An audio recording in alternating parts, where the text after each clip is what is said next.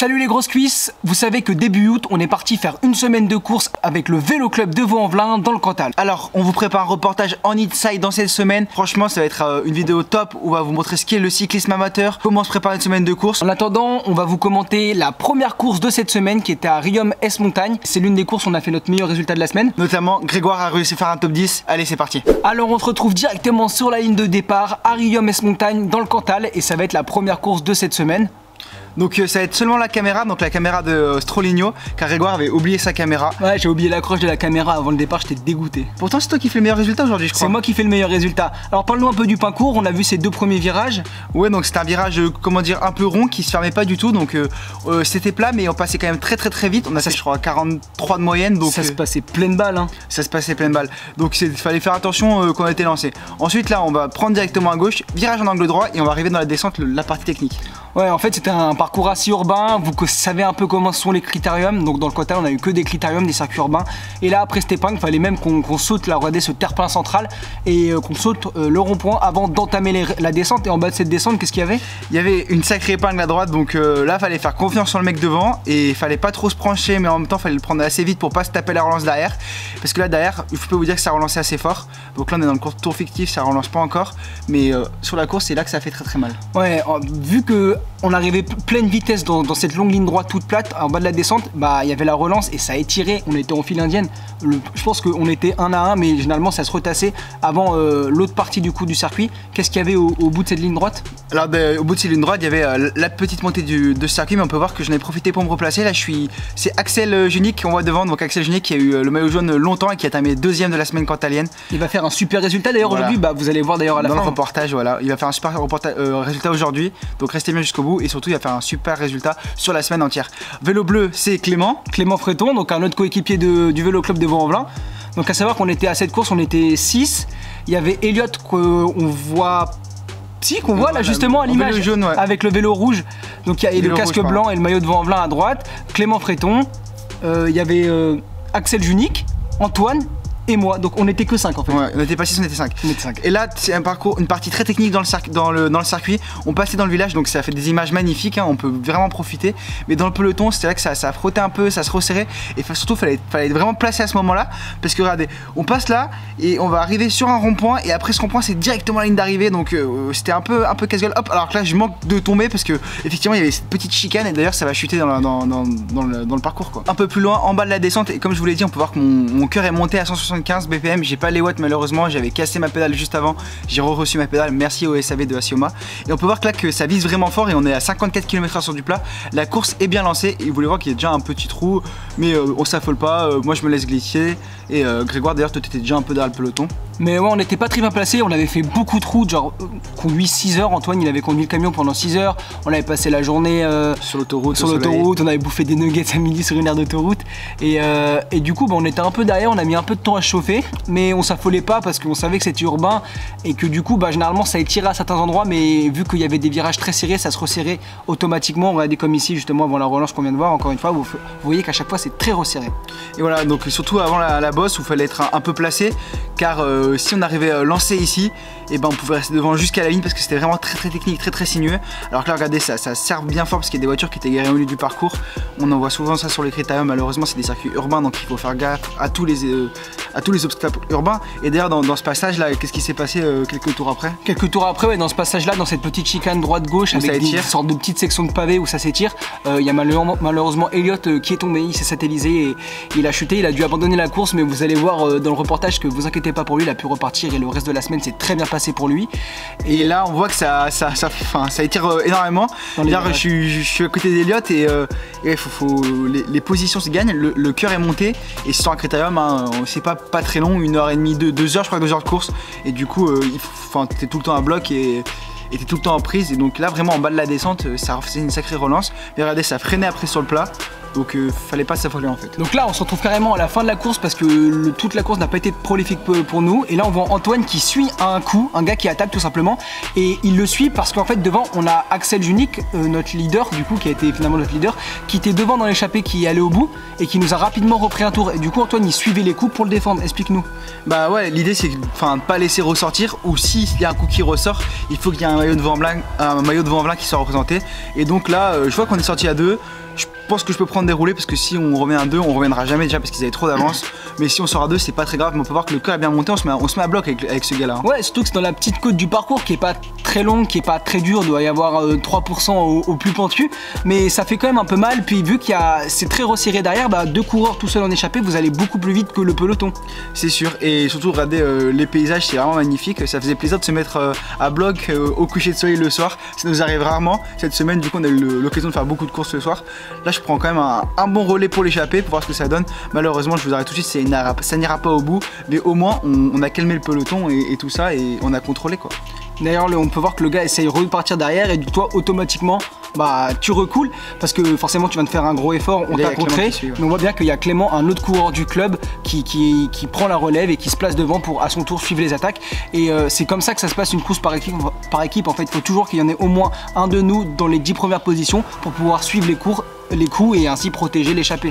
Voilà, c'est ça, parce que si nous on prend un coup, on va passer moins de relais ou pas du tout de relais pour pas ramener le contre sur l'échappée parce qu'on a déjà quelqu'un qui peut potentiellement gagner et du coup comme ça les gens qui sont dans le contre sont un peu entre guillemets dégoûtés et ne rouleront moins vite ou n'auront pas, et au pire s'ils roulent à fond, ils nous ramènent nous qui seront frais parce qu'on n'aura pas passé de relais. Et d'ailleurs dans ce virage là qu'on vient de passer à toute barzingue, j'ai touché la pédale et j'ai eu une grosse frayeur parce que je touche la pédale moi et il y a mon vélo qui saute un peu, je sais pas comment je reste sur le vélo et j'ai eu un peu peur, on était tous à bloc et on prenait le virage de plus en plus vite parce qu'on avait de plus en plus confiance et qu'il fallait prendre de plus en plus de risques pour faire la différence et je vous avoue que j'ai eu un petit coup de pression, finalement sans alerte, tout s'est bien passé, tout s'est bien déroulé pour nous, il n'y a pas eu de chute aujourd'hui hein, et globalement il n'y a pas eu de problème technique à part pour le poteau Elliott quoi.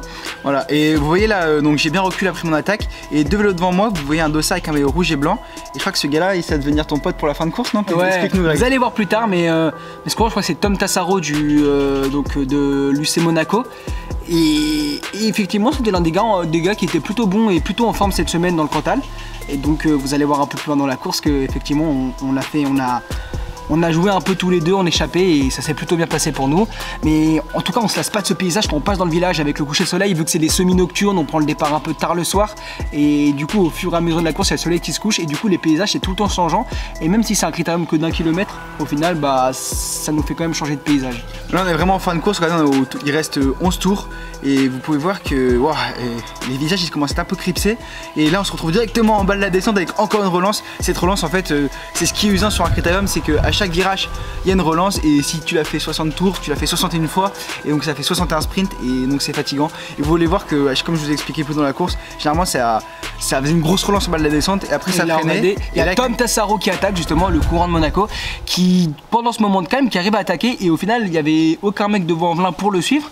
Du coup il part tout seul là, on est à 11 tours de l'arrivée, il me semble 10-11 tours. Il y a un gars qui va partir en contre mais je crois pas que ça va aller au bout. Antoine prend du coup, bah tu suis le coup. Voilà, pour contrôler un minimum. Pour contrôler. S'il y a un gars qui part, ça va, mais faut pas gagner 12 quoi.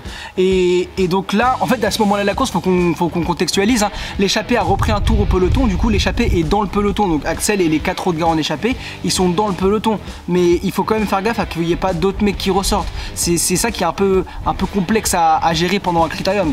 Mais du coup, là, tu te mets dans le peloton et tu mets un gros tempo. Moi, je m'en souviens, on était tous alignés derrière. On était tous en file indienne. Et toi, je pense dans la tête, là, tu t'es mis, bon, je reviens au train, mais je vais essayer de revenir sur le mec de Monaco qui était quand même très costaud. Hein. Oui, voilà, moi c'est des efforts que j'aime bien, rouler à mon rythme, j'aime bien ça. Tout le monde est un peu cramé en fin de course, moi j'étais plutôt bien donc je me suis dit je vais rouler, je vais contrôler le gars qui est devant, de toute façon il va se cramer tout seul et au pire des cas ça fera le travail pour un collègue, pour Clément ou Grégoire qui sont encore dans le peloton pour pouvoir avoir l'opportunité de ressortir et de faire le jump sur ce gars.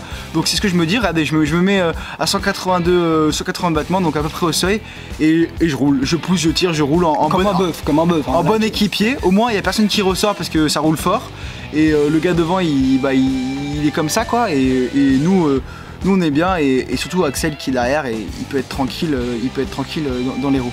Ouais, bon, on peut voir que par contre sur le coureur Tom qui roule très bien aussi, tu butes un peu, t'arrives pas trop à revenir, mais clairement par contre dans le peloton derrière, moi qui étais derrière je peux vous le dire, ça mettait vraiment en file indienne et c'était vraiment dur et surtout que tu vas rester plusieurs tours comme ça dans le peloton, alors on l'a toujours en ligne de mire le coureur là, de Monaco, mais tu vas pas malheureusement revenir dessus. Mais comme je le dis encore une fois, tout le monde va être. Tu vas mettre tout le monde à bloc en fait. On est dans les 10 derniers tours et tu mets tout le monde à bloc. Limite, si tu as vu la force de sortir, tu aurais pu faire un gros résultat aujourd'hui. C'est ce qui s'est passé à cette semaine cantalienne. J'ai vraiment pris mon rôle personnellement d'équipier à cœur et j'ai vraiment aimé toute l'année. On court un peu tout seul ou à deux avec Grégoire. Là, on avait vraiment une équipe et c'était vraiment agréable de pouvoir courir pour ses coéquipiers. Et là, je me sentais bien, je me sentais frais et je me disais, bah vas-y Antoine, tu roules et de toute façon, ça, soit tu reviens et ça va permettre à quelqu'un d'autre du club de sortir parce que Grégoire et Clément, on avait le temps de parler, je les sentais bien. Donc je me suis dit, tu roules et voilà, tu te sacrifies un peu pour eux. Et dans le pire des cas, t'écrèmes le peloton et c'est kiffant quoi, de se mettre devant et de rouler, tu pousses, tu tires, tu pousses. Quand tu vois tout le monde derrière qui est comme ça, genre tout le monde est pendu, tout le monde a mal. Là, il y a un coureur qui prend un relais. C'est Pédistin, ouais. Du coup, toi, tu restes dans les premières positions. S'il y a au moins, là, t'es une position. T'es presque un peu trop devant, mais t'as une bonne position quand même, alors qu'on s'est fait embêter par une guêpe.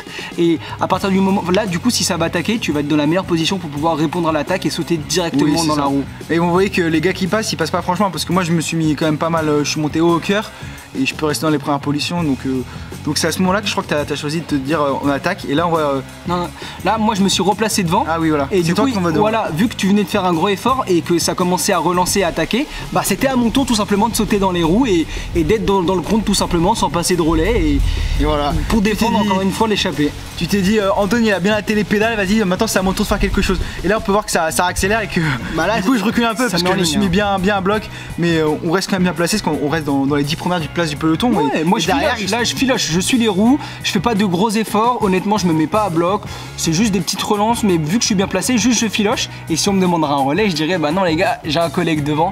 Donc je filoche tout simplement et juste derrière c'est Clément qui va mettre le peloton au fil indienne il me semble, qui va attaquer. Mais là pour l'instant ça met en ligne. Et bah encore une fois, on essaye de faire péter ce peloton, mais c'est peut-être pas assez dur pour faire péter le peloton. Voilà, c'est le problème des Crédam, c'est souvent des circuits, donc il y a des petites difficultés, des virages techniques, tout ça, mais parfois le parcours est court et très compliqué de sortir ou de faire des différences. Donc c'est ce qui fait aussi la beauté d'un critérium, alors qu'on voit que le parcours était un peu avec pas mal de cailloux et on voit que ma caméra s'est remontée à bouger, ça arrive pas souvent. Et là, le virage, on l'a pris à bloc quand même. On l'a pris à bloc. Bah en fait, la bosse, quand t'étais mal placé et que ça la faisait à bloc, derrière, tu souffrais devant. Honnêtement, t'étais tranquille. Ouais. Puis tu mettais ton rythme. Tu mettais ton rythme et ça montait bien. Mais derrière, vu tu passais forcément le virage dans les dernières positions, presque arrêté. Ensuite, tu devais relancer plus fort. Puis après, t'étais en ligne. Puis généralement, ça coupait pas. En fait, le plus mal, c'était sur le plat, ici, dans la chicane, où c'était compliqué de remonter des positions. Et si t'étais derrière, bah, t'étais pendu jusqu'à la ligne d'arrivée, au fait, au final. T'avais pas le temps de te reposer. Mais là on voit que ça fait 2-3 tours qu'on fait complètement à bloc et que le peloton est complètement en ligne, et sur ce circuit qui est technique en plus de ça, c'était dur d'avoir un peloton groupé. Et c'est là que je fais le choix, après que Clémence soit relevé de son attaque, d'en mettre une. On me voit partir là-bas au loin sur la gauche et bah j'arrive à sortir et on va vous raconter l'histoire comme c'est malheureusement au final parce qu'on n'a pas les plans du coup vu que j'avais pas la GoPro. Du coup, Grégoire il a mis une énorme cacahuète, il est sorti et il a rattrapé Tom, le gars de l'UC Monaco qui était devant. Depuis un bout de temps quand même, il était devant. Et là, qu'est-ce qui s'est passé là? Bah justement, je reviens sur lui, mais même pas avec une attaque super explosive. Franchement, je les ai vraiment attaqués au bon moment, j'ai mis la cartouche au bon moment. Tout le monde Clément avait mis en ligne, j'avais mis en ligne, tout le monde était cramé. Et Grégoire s'est dit, vas-y, je vais. Si j'attaque pas, vous allez voir dans le débrief à chaud, de toute façon, je me suis dit, si j'attaque pas, mais je suis vraiment une ordure quoi. Tout le monde a travaillé à bloc, faut qu'il y en ait au moins un de vous en blanc qui attaque, et le seul frais encore qui est resté, c'était moi.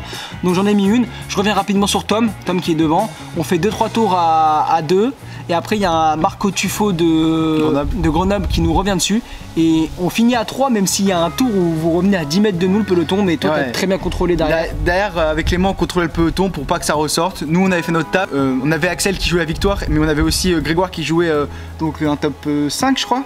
Donc on s'était dit bah maintenant on contrôle et du coup dès qu'il y avait un mec qui se mettait à l'arrière pour rouler, nous on se mettait en deuxième position, il nous demandait un relais, moi je disais il y a mon frère devant, il y a Vouan-Velin devant, j'y vais pas et c'était dégoûté. Effectivement il y en a un qui s'est mis à bloc et on est arrivé jusqu'à 50 mètres de Grégoire, il était mort, il m'a donné le coude, limite j'ai freiné. Tu m'as sauvé en fait. Limite j'ai freiné.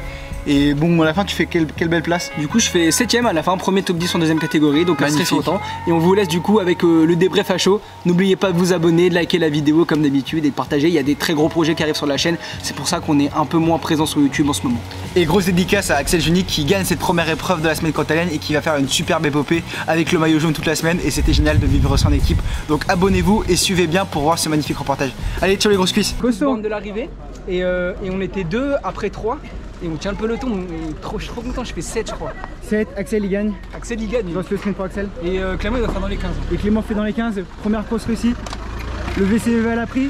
Tendu hein. Ah c'était ils étaient Non, en vrai tendus, c'était les gens. tendu gros. Mais, Mais ouais, mais le il y avait, circuit, ouais, le circuit était tellement technique avec gravillon, il y avait des terre-pleins. ça s'est mis une bonne boîte au début. Mais attends, mais le passage là-bas c'était n'importe quoi là. J'aime plus. Mais tu sais que moi j'ai des sauts de chaîne et tout à cause de tout, ça m'a déréglé complètement mon dérailleur. Bon, content de ta course Clément quand même. On a réussi à ressortir, j'ai cru qu'on allait ressortir, on était 4 je crois. Ouais mais toi t'es sorti combien? T'es sorti bien 15 bornes non? Ouais, à un moment on a fait un je sais pas combien de tour 2. Ouais, vous étiez content, moi, mais je vous assure, le travail d'équipe, vous avez tout mis en ligne. Et genre, mais franchement, si j'y vais, je suis plus content des enculés. Mais en plus comme je t'ai dit, je t'ai vu partir. T'étais pas explosif, je t'avais vu partir, je fais c'est quoi cette attaque? Et en fait tout le monde était sec, je le vois partir. Je vois que tu reviens assez rapidement sur le gars de Monaco devant, je fais bah en plus tu m'avais dit le mec de Monaco et il fait c'est bon là il va au bout hein. Ouais. Tu passes pas trop de relais, tu en fais pas trop, t'as Axel devant. Enfin j'ai fait ce que je pouvais. Non mais t'as raison. Tu sais qu'à un moment on est revenu, on était à 10 mètres. Il était là-bas et j'ai fait.